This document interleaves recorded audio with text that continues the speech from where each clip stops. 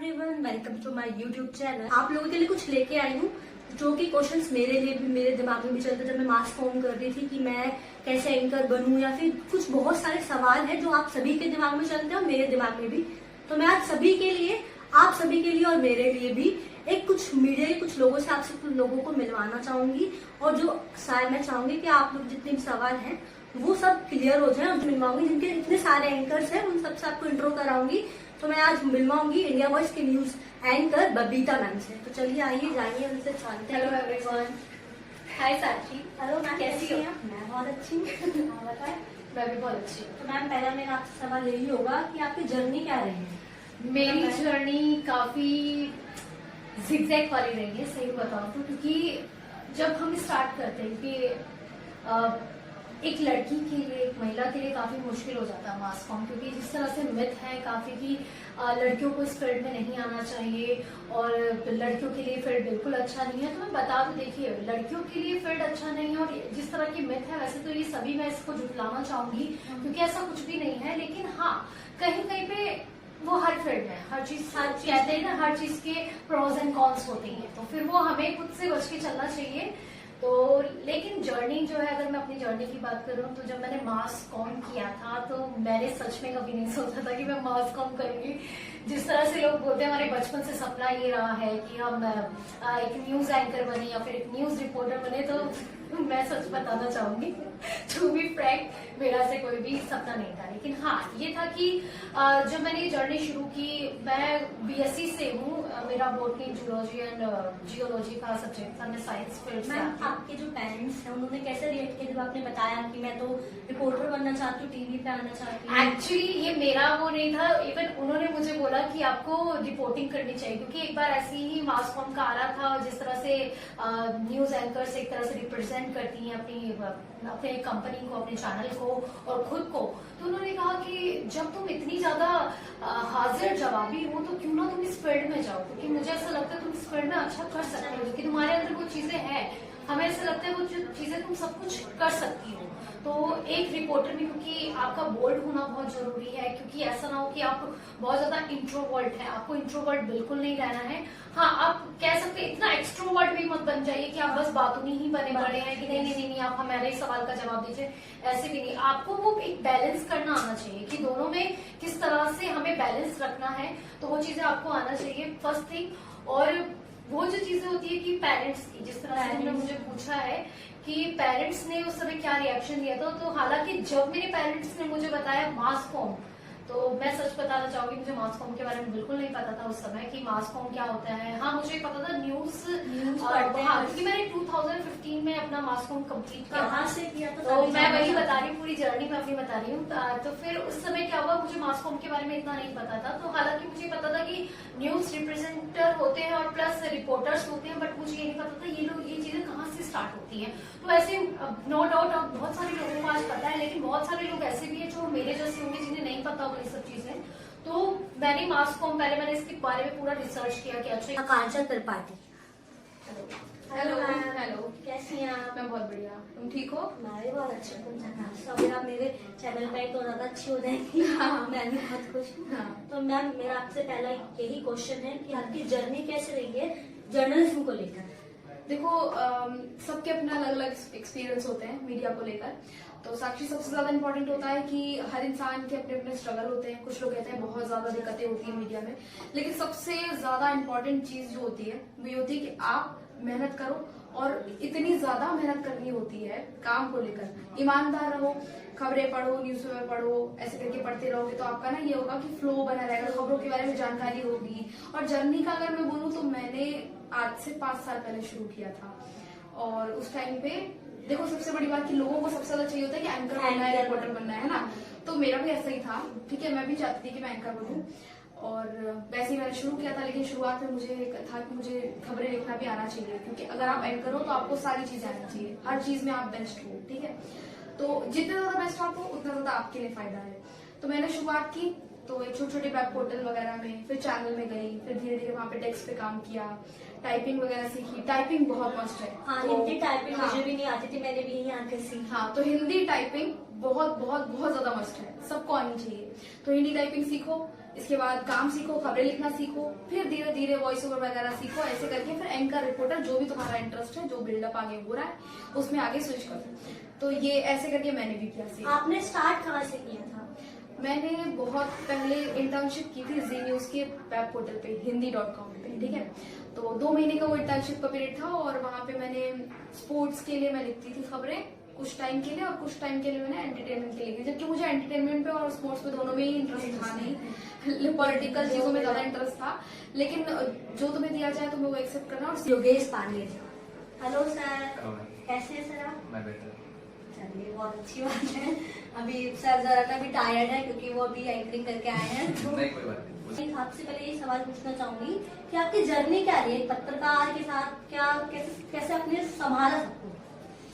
देखिए, जर्नी जैसी अगर पत्रकारिता की मैं बात करूं तो पत्रकारिता में जब शुरुआती दौर में इस फील्ड में अपने कदम रखे तो काफी लोगों ने इसका विरोध भी किया, लोगों ने मना किया कि ऐसा ये अच्छी फील्ड नहीं है और वगैरह वगैरह तमाम सारी चीजें। लेकिन उस दौर में जब मैंने एंट्री मारी तो मुझे जो पत्रकारों का रुतबा देखने को मिलता था बाहर की जो धौंस होती थी, सबसे बड़ी बात वो होती थी कि कितना प्रभावित करती है लोगों को, तो वो एक बहुत इफेक्टिव होती है। और दूसरी बात जब ये होता है कि जब अगर इतना रुतबा है, इतना है, तो जाहिर तौर पर है कि हर व्यक्ति इस फील्ड में आकर के अपना अच्छा करियर बना सकता है।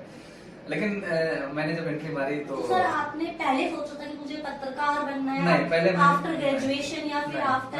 मैंने दरअसल कभी सोचा ही नहीं था कि मुझे पत्रकार बनना है। तो आपने फिर कैसे एकदम से दिमाग में कैसे आया? हाँ, दरअसल मैं अपने पढ़ाई कर रहा था, उस दौरान कुछ विषम परिस्थितियां भी बनी आपने परिवार में। किस सब्जेक्ट से आपने करा? और मैं ग्रेजुएशन दरअसल बीए किया था बैचलर ऑफ आर्ट्स से। उसके बाद फिर जब ऐसी स्थितियां बनी, मैं कुछ और करना चाह रहा था, पढ़ाई करना चाह रहा था, लेकिन पारिवारिक कुछ स्थितियां जो है वो गड़बड़ हुई। तो आप टेलीकॉम सेक्टर से यहाँ? नहीं, इवेंट से। इवेंट जो मैनेजमेंट? इवेंट मैनेजमेंट से, इवेंट मैनेजमेंट। और मैक्स लाइफ स्टाइल का आपने कपड़ों का शोरूम देखा होगा, इसमें एक्टिविटीज होती रहती है ना, वो सब मैं करवाता था पहले। तो उसके बाद उसके साथ लेकिन मेरी पढ़ाई भी चल रही थी, मैं पत्रकारिता करना शुरू कर दिया था उस दौरान। कहाँ से करी सर? और मैं लखनऊ से कर रहा था। और उसके बाद एक ही होता है ना, तो एक मेरे जानने वाले थे, उन्होंने मेरा कार्ड भी बना दिया था पत्रिका में लिखने के लिए। साप्ताहिक समाचार पत्र था, तो उसमें कभी कभी मैं लिख भी देता था और होता था। मुझे जितना पता है कि आप रिपोर्टर भी हैं एक अच्छे। हाँ, तो फिर मैं बता रहा हूँ, वही चीज मैं बता रहा हूँ कि फिर उसके बाद जब मेरा कंप्लीट हो गया तो फिर मैं 2014 में मैंने एंट्री मारी। 2014 में मैंने साधना से शुरू किया। उस समय साधना किया, जैसे कि हम सभी जानते हैं, मैं तो सभी जानते हैं कि आप एक आइंदा के साथ अच्छी रिपोर्टर भी है। तो वो आपको कैसे हुए, फील्ड में क्या एक्सपीरियंस है? कि हम लोग देखते हैं कि लड़की के लिए फील्ड में जाना, रात को रिपोर्टिंग करनी, स्पेशल जगह गाँवों में जाना, तो वो कितना चैलेंजेस होता है कि हम लोग नहीं कर पाते। पेरेंट्स तो बोलते हैं अरे यार लड़की तो वहाँ जाएगी, कैसे करेगी, 12-12 घंटे कैसे काम एग्जैक्टली। ये मेरी फैमिली के अंदर भी थोड़ा डर था क्योंकि जिस तरह से हमने निर्भया वाला केस सुना था, उससे पहले भी काफी ऐसे हालांकि केस आए थे, लेकिन निर्भया केस ने पूरे देश को हिला के दिया था। तो उसके बाद से पेरेंट्स ज्यादा जो है उनको ज्यादा पॉजिटिव हो गया लड़कियों के लिए। और उनका मुझे लगता है कि उनका पॉजिटिव होना कोई गलत चीज नहीं है। वो जानते हैं कि किस तरह की दुनिया है। लेकिन अब आपका वो फील्ड ही ऐसा है, आप रिपोर्टिंग में जब निकलते हो तो उस समय बहुत ज्यादा एक्साइटमेंट भी रहता है कि नहीं यार फील्ड में जाएंगे, नई चीजें सीखेंगे। और मुझे ऐसा लगता है कि जो लोग, क्योंकि हमारे आज के युवाओं के अंदर ये वाली चीजें बहुत है कि नहीं हमें एंकर ही बनना है, नहीं हमें यही चीजें सीखनी है, सबसे पहले आते ही हमें मास कॉम करना है और सबसे पहले हमें एंकरिंग या फिर रिपोर्टिंग के लिए करना है।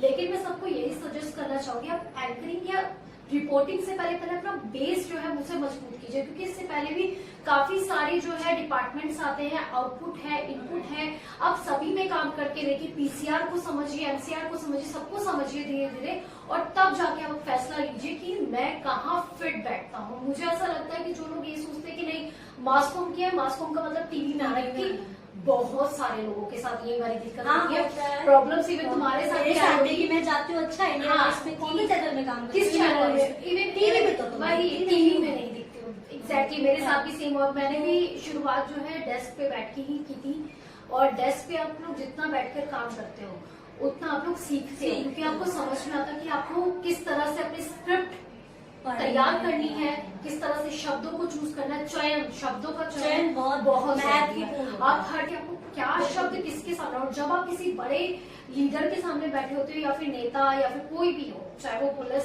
कर्मचारी हो, किसी से भी आप बात करो, आपकी भूमिका ऐसी होनी चाहिए कि आपको शब्दों का चयन आना चाहिए कि किस अभी मुझे एक language तुमसे क्वेश्चन दिमाग में आया कि कैमरा फ्रेंडली से अगर आप बात करें तो जो युवा हैं जो अभी मास कॉम कर रहे हैं वो लोग बहुत कम लोग हैं जो कैमरा हैंडलिंग कर पाते हैं, तो आप उनके लिए क्या बोलेंगे कि आप एक क्या क्वालिटी या फिर एक क्या करना चाहिए इससे कि उनकी जो एजुकेशन है वो निकल जाए?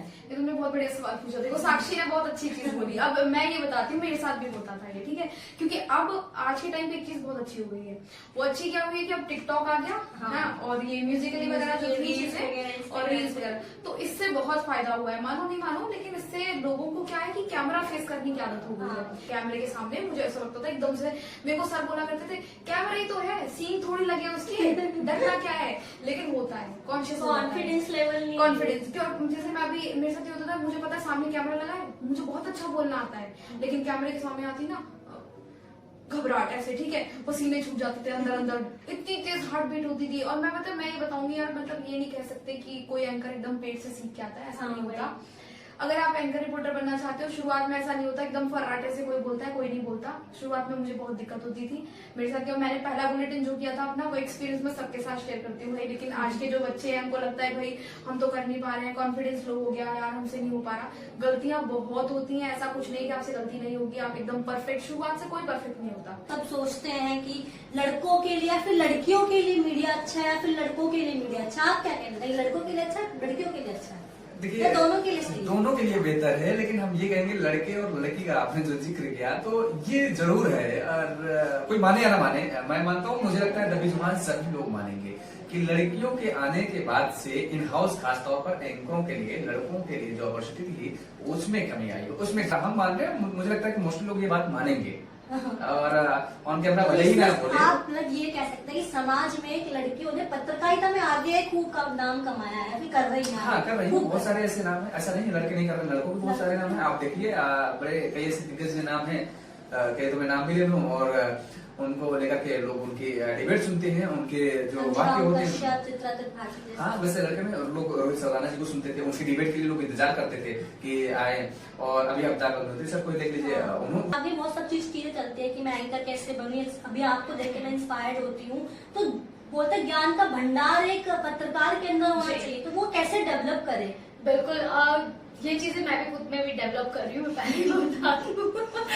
हालांकि अभी धीरे धीरे उसी में प्रोसेस में चल रही है चीजें, लेकिन हाँ, ये कहा जाता है कि एंकर्स को सारी चीजें पता होनी चाहिए, क्योंकि कौन सा इशू है आपको उसकी हिस्ट्री पता होनी चाहिए कि अच्छा ये चीज अगर हुई है, इससे पहले ये चीजें कब हुई थी।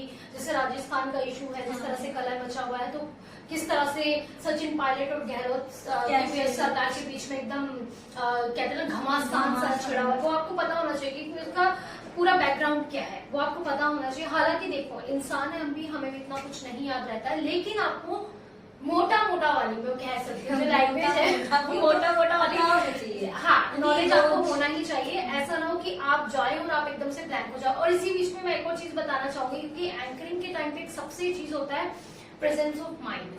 हालांकि वो रिपोर्टिंग में भी जरूरी है, लेकिन एंकरिंग में सबसे ज्यादा जरूरी है। क्योंकि मैम, मेरा थर्ड वन क्वेश्चन आपसे ये है कि अगर मैं बात करूं कि फोर्थ पिलर ऑफ डेमोक्रेसी बोलते हैं मीडिया को, तो आप सोसाइटी और मीडिया दोनों को कैसे कनेक्ट करते हैं? मतलब मीडिया का क्या रोल प्ले करती है उसमें? क्योंकि ये जानना, मैं सोचती हूँ कि ये जानना जो लोग मास कॉम कर रहे हैं उनके लिए बहुत इम्पोर्टेंट है।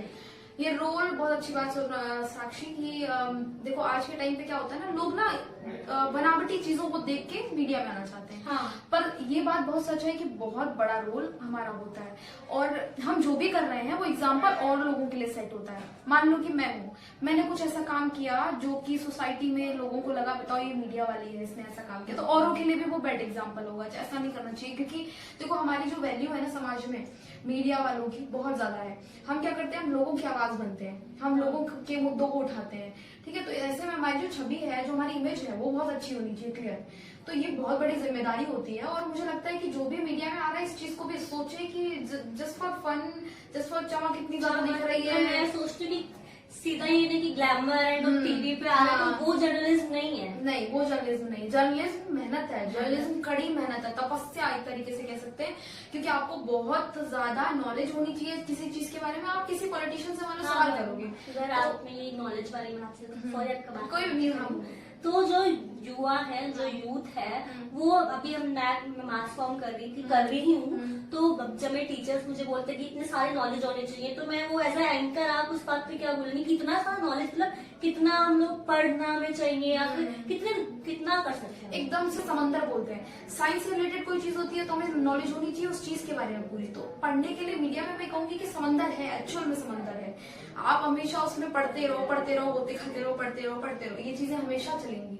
कभी किसी को ये नहीं मानना चाहिए कि मैं परफेक्ट हो गया या मैं परफेक्ट हो गई, कभी नहीं होता। और मैंने भी देखा है, मेरे बहुत जो सीनियर हैं, बहुत ज्यादा एज जिनकी हो गई, वो भी ये चीज हमेशा बोला करते हैं कि ऐसा नहीं होता कभी कि मीडिया में आप कभी परफेक्ट नहीं हो सकते, क्योंकि इतिहास की जो चीजें हैं वो तो है ही है। जो चीजें कंटिन्यूस जो करंट चल रहे हैं वो करंट जुड़ते ही तो जा रहे हैं ना हर दिन। आज भी नई कोई चीज जुड़ी तो कल नई आज में दर्द होती चली जाती है। तो हमारे पास क्या हो गया, पढ़ने के लिए बढ़ता ही जा रहा है। हमें सब क्वेश्चन मेरा आपसे ये होगा कि जितने भी युवा हैं वो चाहते हैं कि एकदम एंकर बने या फिर ये बने, तो उनके लिए क्या आप सजेशन देना है? उनको क्या उनकी क्वालिटी होनी चाहिए उनके अंदर? क्वालिटी तो यही है, सबसे पहले आपको शब्दों का होना चाहिए, कम्युनिकेशन आपको मैं ये नहीं कहूँगी इंग्लिश आनी बहुत जरूरी है, जरूरी नहीं है। कम्युनिकेशन का मतलब होता है चाहे आप हिंदी में बात करें या फिर इंग्लिश में बात करें, आपके शब्द एकदम स्पष्ट होने चाहिए, लोगों को समझ आनी चाहिए कि आप बोलना क्या चाहते हो, उनको क्या मैसेज देना चाहते हैं, क्या कन्वे करना चाहते हैं, वो सब चीजें आपके अंदर होनी चाहिए। आपके यहाँ मैं यही पूछना चाह रही थी कि आपकी इतनी एनर्जेटिक होने का क्या राज है? मुझे आज तक नहीं पता चला। नहीं, वही सब चीजें, मैं सही बताऊं मुझे पराठे बहुत पसंद है। मैं झूठ नहीं बोलूंगी कि मैं डाइट वाइट करती हूँ, लेकिन हाँ कि चीजें जो है आपको डाइट में आपको मेंटेन तो करना ही पड़ेगा। क्योंकि मेरा आपसे एक तो लास्ट क्वेश्चन यही है कि मैं बहुत सर्च जो कि मैं यूट्यूब पे भी सर्च करते हैं बहुत लोग कि मीडिया में इतनी सैलरी मिलती है या फिर अंजना कुछ भी करोड़ों में सैलरी, तो बहुत फनी क्वेश्चन है। बहुत लोगों ने डाल भी रखा है, बहुत यूट्यूबर ने कि उसकी अंजना त्रिपाठी की इतनी सैलरी है, जो कि नहीं होती है, एक्चुअल में तो नहीं होती। तो उस बात पे आप लोग क्या कहना चाहेंगे? देखो, अंजना ओम कश्यप की बात करूं तो वो बहुत बड़ी है, बहुत सीनियर है, ठीक है। चित्रा त्रिपाठी मैम है, वो बहुत बड़ी है, वो सीनियर, ये बहुत सीनियर लोग हैं। और इनकी सैलरी अगर है भी उतनी होती भी होगी, मुझे नहीं पता कितनी है, बहुत ज्यादा। सैलरी को लेकर अगर मैं वही क्वेश्चन सैलरी को लेकर अगर मैं बात करूं तो आप क्या कहेंगे? बहुत लोग चर्चा में इसकी सैलरी इतनी है, इसकी सैलरी, मतलब होते हैं कि मीडिया में ग्लैमर है तो सैलरी भी इतनी ही है, सोचते मतलब देखो सोच का लोगों को सबसे पहले तो मैं सबसे ज्यादा बड़ी बात ये है कि जो मीडिया के जो बच्चे हैं, जो मीडिया में आना चाहते हैं, जो स्टूडेंट्स मीडिया में आने के लिए पढ़ाई कर रहे हैं, मैं उनको ये बोलूंगी कि ये चीज तो बिल्कुल ना देखो भाई कि अंजना ओम कश्यप की सैलरी कितनी है, चित्रा की सैलरी कितनी है। आप ये देखो कि उन्होंने कितनी मेहनत की उसके लिए, ठीक है। ग्लैमर देख के नहीं आना चाहिए। और सबसे बड़ी बात क्या है कि ऐसे भी देख लो कि आलू की सब्जी मैंने बनाई, आलू की सब्जी तुमने बनाई, टेस्ट दोनों में होगा ना, दोनों में टेस्ट डिफरेंट होगा, ठीक है। तो वो होता है क्वालिटी ऑफ वर्क। तो क्वालिटी ऑफ वर्क आप दे दो, सैलरी आपकी भी अच्छी होगी। लेकिन सभी जानते हैं कि हम सब सोचते हैं कि मीडिया तो सिर्फ एक एंकर, एक रिपोर्टर ही है, ऐसा नहीं है। तो आप उस पर क्या कहना? मैं तो कहूँगी ऐसा नहीं है, हाँ, exactly, नहीं बिल्कुल, क्योंकि लोग बाहर देखते हैं, जो स्क्रीन में जिनको देखते हैं, जैसे बाहर फिल्म पे रिपोर्टर निकलता है, स्क्रीन पे एंकर जाता है, तो इन्हीं लोगों को बस मानता है कि यही पत्रकार है। अब अभी इनपुट होता है, आउटपुट होता है, प्रोडक्शन होता है, पीसीआर डिपार्टमेंट होता है, तमाम सारे इस तरीके जो है। अब सोशल मीडिया पे जो लोग काम करते हैं उनके क्या है, तो क्या ये लोग पत्रकार नहीं? जाहिर तौर पर पत्रकार है, लेकिन क्या है कि ये बैकडोर पे काम करते हैं। अब ये ऑन स्क्रीन नहीं आते, सभी लोग तो स्क्रीन नहीं आ सकते। स्टेप बाय स्टेप कितने सारे काम होते हैं, सैकड़ों लोग काम करते हैं, उसके बाद जाकर के वो स्क्रीन पर एक एंकर आ पाता है। तो ये बात पर्सनली बोलना चाहती हूँ कि जितने भी मीडिया के लोग हैं, जितने भी मास कॉम लोग कर रहे हैं, बच्चे कर रहे हैं, मैं भी मास कॉम पर्सन हूँ, तो वो मेहनत करें। जैसे मैम ने बताया कि मेहनत स्ट्रगलिंग बहुत ज्यादा है मीडिया में, लेकिन अगर होप और कोशिश दोनों अगर करते रहोगे तो कभी भी हारोगे नहीं। धन्यवाद।